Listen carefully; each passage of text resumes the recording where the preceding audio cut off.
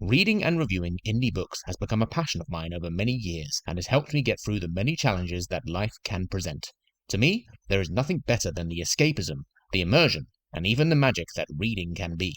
As an indie author myself, I know the challenges and difficulties of finding book reviews, and so just like my dedication to writing, here I am doing my best to support words by fellow authors. Welcome to Talking Indie Books with Lee Hall, an opportunity for me to showcase some wonderful indie books I've been reading. The road to reviewing indie books continues, and for this episode I shall be covering one of my most recent reads, which is in the genre of unique horror.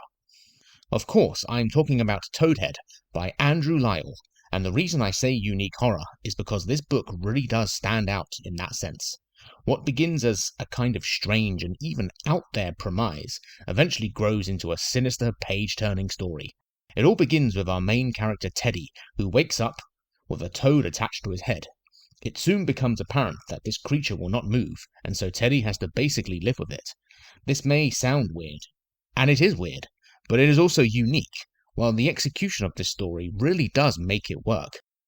As the events unfold for Teddy, who spends his time alone and kind of in the shadows of loss, the wider community of the book's setting, Fairview, would never really associate him with the kind of activities the toad on his head drives him towards.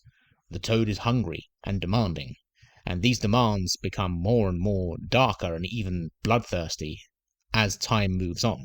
There's a lot of depth here, and even the concept of reader interpretation, which is left wide open. Is this toad real, or is this all in Teddy's head? No pun intended, and that's a huge indication of strong writing, world building, and overall storytelling. To quote my recent written review, "From what begins with strange twists flows further into the more absurd and even gruesome, as this unmoving toad has an appetite. The backstory of Teddy has darker tones, and there is a theme of loss or even grief that heightens everything. Those who enjoy Pet Sematary and Psycho will appreciate the themes here, while the story is original and carves a path of mystery that kept me turning pages." And so, my favourite quote from Toadhead was this: "The line of reasoning didn't placate the creature at all. It knew what it wanted. Luckily, Teddy had become proficient in distracting it." My rating for Toadhead was 5 stars, and you can find my written review linked below. And so that wraps up this episode of Talking Indie Books with Lee Hall. Indie authors are very much like small businesses and rely on the kind support of others to find more readers, so any support you can give an indie author will be very much appreciated.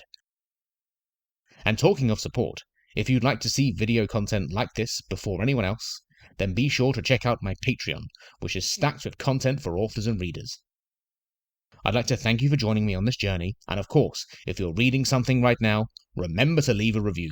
Peace out, rock and roll, and reading indie books.